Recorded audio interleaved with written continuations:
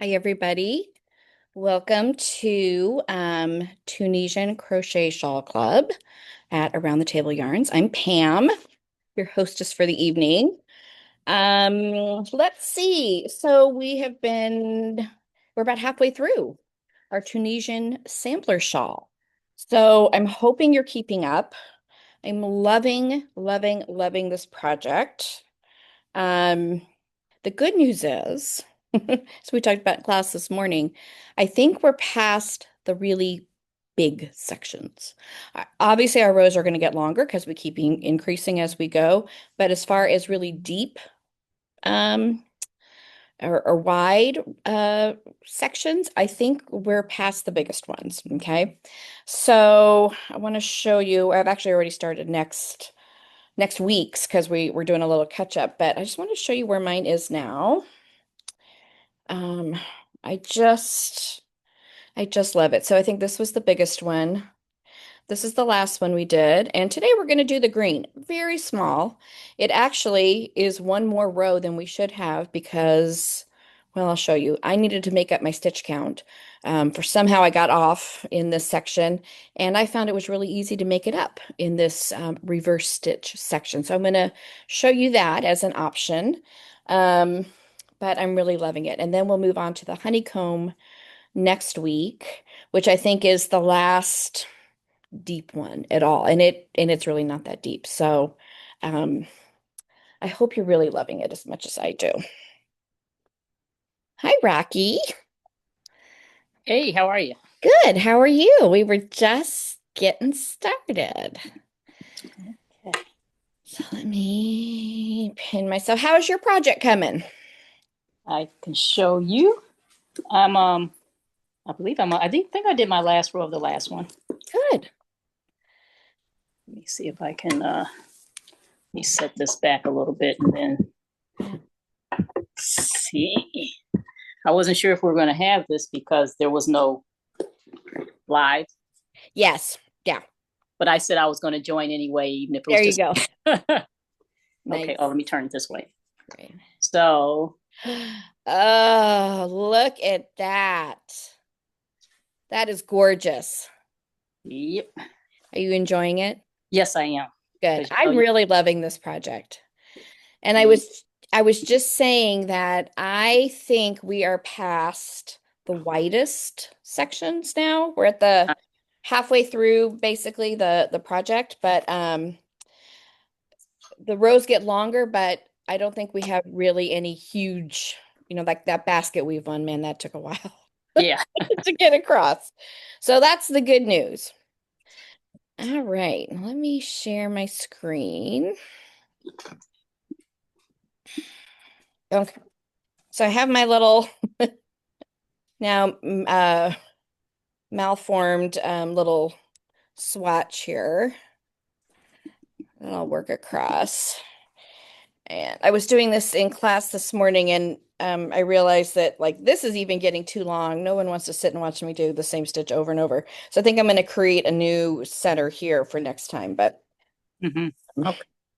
so I did. So this one has the transition row already done. The transition row for this reverse stitch is to do the pattern row, basically the pattern row from the brickwork section. Let me get mine to the end here. When I got to the end of my brickwork section, I realized I was off. My stitch count wasn't right on both sides. So instead of trying to fix it in the brickwork section where it really matters, if you've got the right combination of stitches. This section here, the reverse section, is a great way to adjust your stitch count if you need to. So let me zoom in a little. So for example, and then I'll show you the stitch. For example, let's, I don't know why every time I do a class, I have to figure out how to use the camera over again. Okay. For example, If on this first half, if you did your stitch count, and by the way, at the end of the transition row, you should have 116 stitches on each side plus your center stitch. At the end of the transition row before you start the reverse stitch, okay? So I did not on my main project, I did not. If you had on this first half, if you had too few stitches, you could um, do a little extra increase here. And let me show you how. My recommendation is not to do any increasing around the center. I feel like it will show up and be very bold where if you try to do increasing around the center. But what you can do is you can do some extra increasing here at the beginning. Remember, this is going to get a border. So, we can, if we end up adding a little extra here, it's not the end of the world. So, when you do your first full stitch and you get that on, before I show you the stitch, which is going to go right here, you could, in the next space, add another full stitch right there if you needed to, okay? I wouldn't add more than one at each end. So, add it at, maybe one this row, one the next row, and do it that way. If you really needed to cram in another one, maybe go up a couple of stitches and add another one in here, just add another full stitch. But this is a nice row to hide it in. This stitch is a nice run to hide it in. If you had too many stitches on this side, let's say, or on the other side, you could skip this full stitch right here and just go right into your pattern stitch. Skipping one full stitch isn't going to be a huge, you're not really going to see that. That's not a huge deal, but I wouldn't skip more than one. So any adjustments, try to just do one on each end and avoid doing them in the center if you could. So that's my recommendation. All right, so let me zoom in a little and show you this reverse stitch. This is going to be a pretty quick class here. And let me turn off my phone because my family's already texting me because they forget. Okay. So the reverse stitch is literally what it says. It is the reverse of the simple stitch. Let's get in a little closer for this here. Okay. So if you were doing the simple stitch, you would find your bar here and you would go underneath the front vertical bar from right to left, staying in the front, and you would pull up a loop. Okay. To do the reverse of that, we are going to find the back vertical bar. So and I will tell you the first one's can be a little fiddly. Once you get into the main stitches, you'll be okay. So if I'm looking at the stitch, let me find something easy to point with here.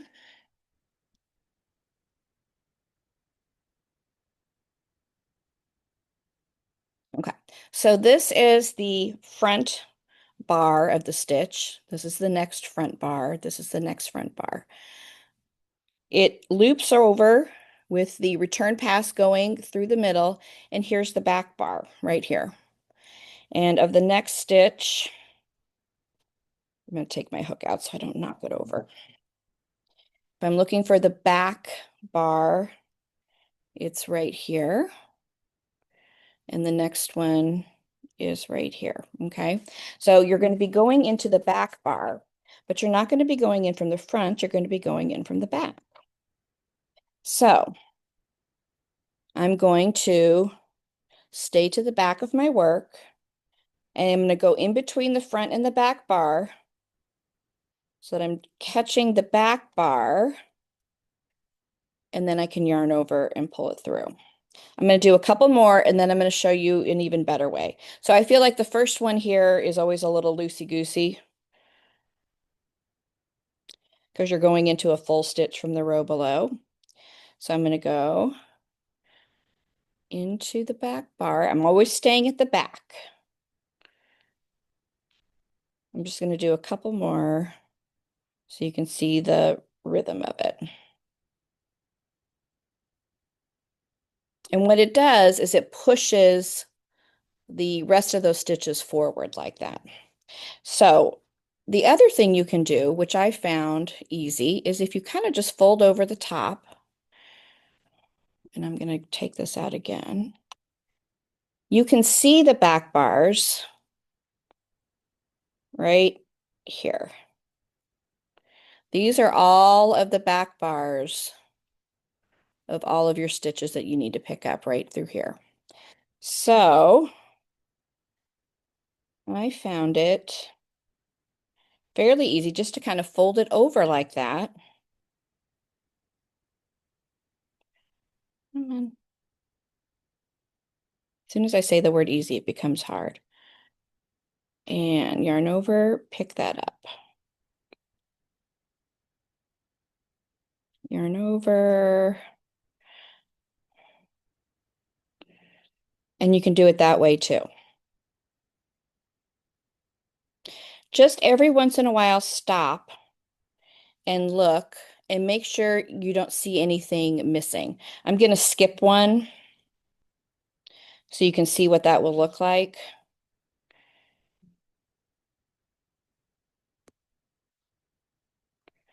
So it stands out if you skip one.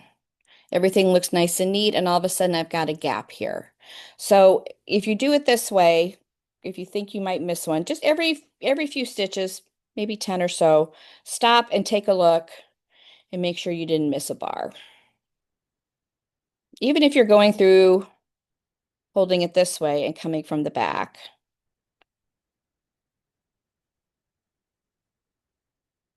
It's a little easier because I'm just sliding over stitch to stitch. I don't think I'm going to miss any, but every once in a while, check.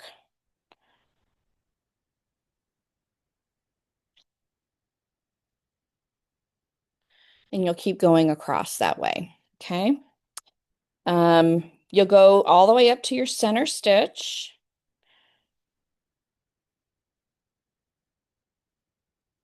And I'm going to make a new, I'm going to make a new center here. So you don't have to watch me go so far across. So let's move.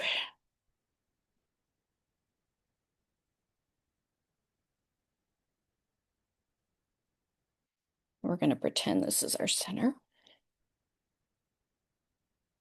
Okay, so now I've come to the center stitch, and now you're going to do your center increase the same way you always do. Into the front, make a full stitch, make a knit stitch, move your marker up, make another full stitch. All right, and then you go back to the back. And that first one's a little tight. Oop, make sure your yarn's on the right side here.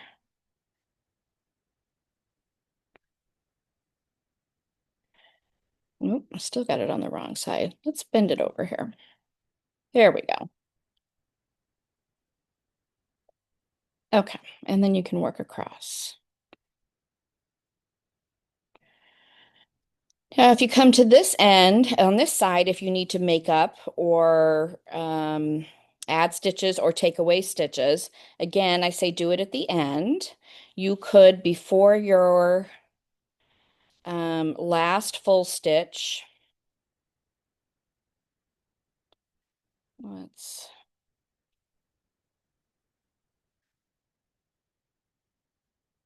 make this one.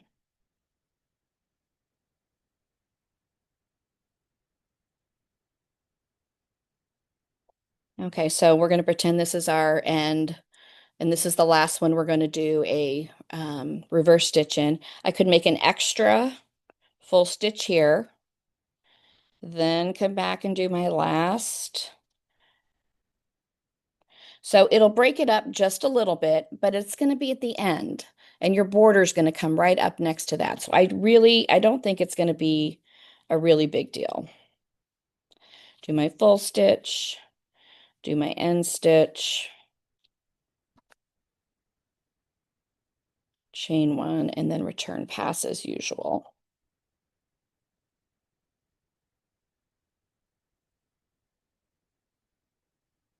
Wind off some yarn here. And then again, if you needed to get rid of a stitch, you could skip the last full stitch increase, which is probably how I ended up with the wrong stitch count anyway. Although I do think sometimes right here is where I get my stitch count off, is on my return pass, because I get a little cocky on my return pass, particularly on some of these longer rows, and maybe I'm not always catching pulling through two. If you don't pull through two, if you pull through three or you pull through one, you're going to change your stitch count because that's what gives you the vertical bars that you need. Work your way across. So in this pattern, at the end of your first row of reverse stitch, you should have 118 on each side with one in the middle. And then the pattern only calls for one more row, just to do your pattern row one more time. So you end up with 120 on each side. And then it's time to move on to the next. So this is a nice short section. And what I ended up doing here, but let me show you what it looks like. Okay. I'm going to do, never really shows up until you do the next row. Let's do, if I needed to do again another adjustment, I could do it right here. But it gives you these nice ridges. If you are a knitter, you would recognize this as it looks like garter stitch to me. Or the purl side of stockinette stitch.